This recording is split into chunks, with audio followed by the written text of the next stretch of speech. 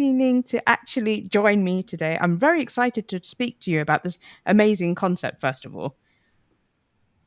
Yeah, no, it's been really, really good to be here. So No, thank you. yeah, no, absolutely. So we're talking about the Silent Book Club, which was actually started in 2012, if I'm not mistaken, which I can't believe has already been so long and I didn't even realize about it, which says a lot. But it's a global community of readers, introverts, with more than 500 chapters in 50 countries, which is absolutely amazing. And it's run by local volunteers, which is also just such a big feat to manage such a huge like a huge project essentially. SBC members actually gather in public places, so bars, cafes, bookstores, libraries, and also online, I've noticed as well, to read together, which is such a great thing to do.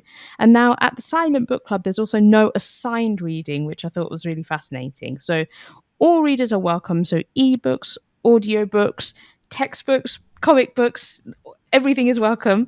And the events are usually free and they support the local businesses that everyone comes to. So that's really great. And Si Ning runs the London chapter, which is really such actually a really big and important city to manage. So I've got to ask first of all, how did you get involved in SPC and like when did you begin your journey here? Yeah, so I think it was in 2017, it must have been. So before that, I had heard of Silent Book Club ages ago, but then it was founded in San Francisco in the US. And so I thought, oh, that'd be really cool to see or maybe do Mm. sometime. But because I had never seen it before, I didn't really know what it was like. But there was a guy called Murali. I think he was the OG founder of Silent Book Club in London. He ran his first session here, and I was lucky enough to noticed that he was running it. So I joined that first session, liked it enough that I volunteered to be a co-organizer. And after that, I think he dropped off after a while, but just kept on going with it. And so yeah, it's been a really, really lovely That's run. amazing. How long has that been then?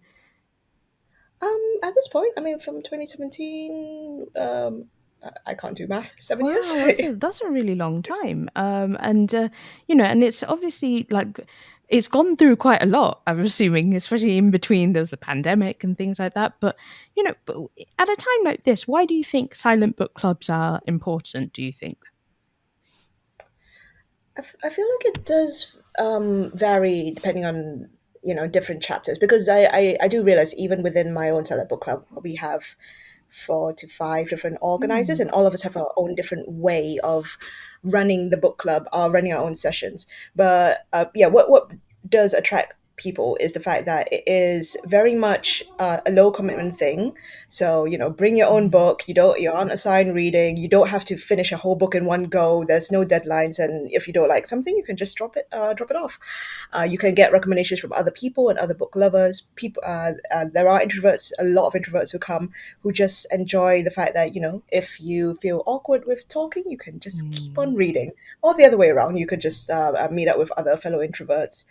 And yeah, in general, I think it's really, really good for people in London who are busy, keep on thinking, yes, I would like to do a bit of reading, but oh no, I don't have enough time to do it. This is actually just carving out some Mm. time so that everyone gets together and creates that atmosphere of, all right, let's all read together. It's a bit of more of a communal thing, and it's worked for me for sure, and it's why I keep on running Yeah, it. no, that's such is so true. It's just so hard to make that time for yourself, and then being and I wanted to ask you about this, which is like, what's your feeling towards like traditional book clubs in that sense? Like, do you find that sometimes that kind of stunts your reading a bit?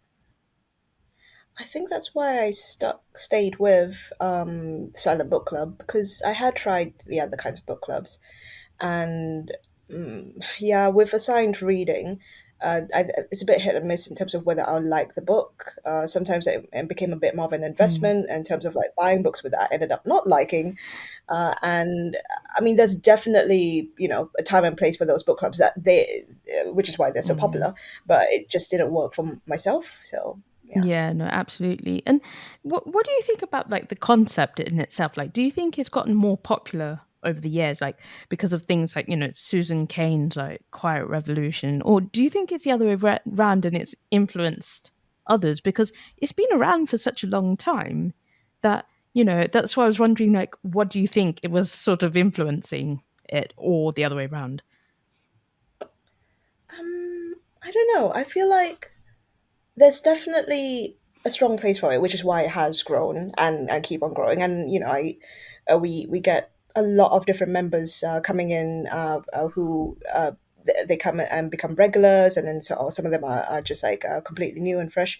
But yeah, there's a certain attraction to it, which means that it can keep on Mm. proliferating. And there's ways in which people have taken that whole the concept of silentness and run with it. So I've got one co-organizer who does silent creative Hmm. sessions, silent writing sessions, silent uh, listening Hmm. sessions, and but the whole idea is like sit down, relax, just be be with someone else, a bunch of other people, sharing common interests, but in silence, and that can feel quite connecting. Yeah, that's amazing. That's actually a really good idea. After all, it's the kind of collective space, isn't it, which is the most important part of it, isn't it? Rather than, yeah, the hub of just sitting and chatting constantly with someone else. Yeah, I think it does vary depending on people. I definitely, to be fair, some people come in and they go, "This is not my thing," but then a lot of times it is just coming together and having a bit of a rest. Mm. So I think I tend to find going to meetup groups where the main aim is Mm. socializing to be sometimes a little bit draining because I'm an introvert, but having something that I can do with my hands, to read, like take breaks in between, is really quite nice. And so yeah, that's where this is coming from. Oh gosh, yeah, no, I could completely empathize with that. That draining aspect is such a huge part of the just being in those kind of social settings, and you're having to constantly communicate. And it is really tiring after a while. Especially I'm sure lots of people come after work as well, isn't it, to these things? Yeah, and I think that's so we've tried doing it in various different locations as well, and that was one thing we realized where with going to a normal social setting, especially in Mm. London, what you often end up in is a pub, which is noisy, Yeah. which is loud, not conducive necessarily for silent book club.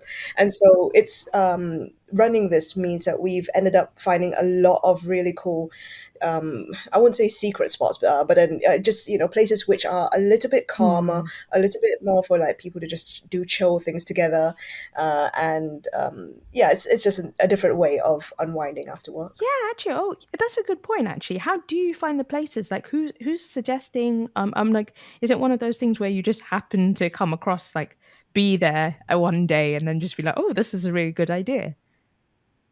I think I do tend to keep an eye out for places a lot. So I personally quite just like exploring, urban exploration, Hmm. finding different cafes, or and also with Silent Book Club, it is really versatile. So while we do have the evening ones, we also have ones where we go out of London, do Oh, day trips to nice. Oxford and read there, or Oh, to like a random city close by. We I think with evening cafes, we have ended up with some nice ones where the owner got in touch with us oh, and said, this would be a good space for you to use if you would like to. I think the one I would give a shout out to right now is the London Night Cafe. So they ooh, open at most days, either 6 p.m. or 10 p.m. And if we go at 6 p.m., then yeah, we can read until 3 if we wanted to. oh, And it's just a really nice, cozy space with a cat, unlimited coffee and tea, £7 for the whole night. Can recommend them. oh my Shout out to god! You've just like inspired me. Like, I've always wanted to find a night cafe like that, because the only ones I can find is sort of the breakfast cafes. Where you just like after a night out you have breakfast, but is it like a cafe, so, or is it there just for like eating crap after a certain time? So it has no food, so you do bring your own food in if you want to. Oh, But and so it's just sort of by Aldgate Station if anyone's familiar with London, and yeah, really lovely ambience, just music, car music in the background, and yeah, generally perfect for reading. That's amazing. Oh my god, I'm definitely going to check that out. I'm really excited to hear about that. Yes, would See, this is recommend. this is also really useful to actually discover new places, as you say. But actually, I wanted to ask you because off the back of general traditional book clubs, obviously there's been a massive upturn of celebrity book clubs. So I was just wondering, like, how do people feel about that? But do you think that it's a good thing, or it is it, like also just jumping on a bandwagon of so of some kind? I would say I find it a fairly neutral thing. I mean, it's nice that people Yeah.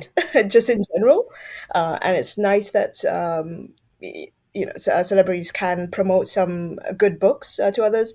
Um, I feel so. I do know some friends, for example, who maybe are a bit less of a reader, and but then having, let's say, someone they know and admire Mm. read something means that they will end up reading it, and so for better or for worse, it's a good influence.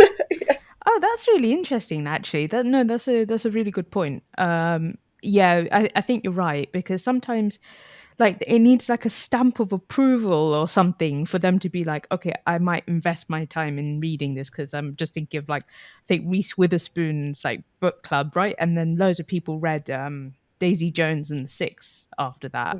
So I guess it does clearly work because loads of people read it. Yeah. It's got a time and space, I think. I mean, it's not going to work for everyone. It wouldn't, I think, work for myself because I tend to prefer going to a charity shop and browsing the secondhand books over there Mm. and picking out whatever looks good, which is usually not the most popular book of the day, but it works. Yeah, actually, no, I agree. That's quite, and obviously, also importantly, you're supporting a local business by doing that as well, which is really important.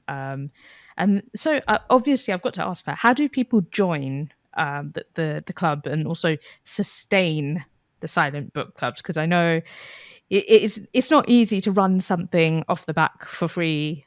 So I was just wondering, so how is this possible then? So there's a website called Meetup, and I think that's where a lot of different people end up running, well, not just Silent Book Club, but any other hobby that they have, and finding groups of people to come join them. So I've been running all my Silent Book Clubs using that platform. And so if anyone wants to join, they can just sign in as a member over there and just RSVP to the events. I think we tend to run because we've got 4 or 5 different organizers, all with slightly different times and availabilities. So we tend to run anything from some online silent book clubs. I think that's one every Wednesday. Some in-person ones. So I'm running one tomorrow in King's Place and another one next week at the London Night Cafe, and some different ones like day trips. I think we've done others where it's just. So actually, one upcoming is a trip to Brighton. I think we'll have a nice Mm, one, just reading by the sea, mm. and we've definitely done seaside weekend reads where we just get a small group of people to just book a cottage somewhere and read by the fireplace Oh, by the beach. oh, So that's that's really nice. amazing. Sorry, I'm just like just envisaging all of these things that I'd love to do.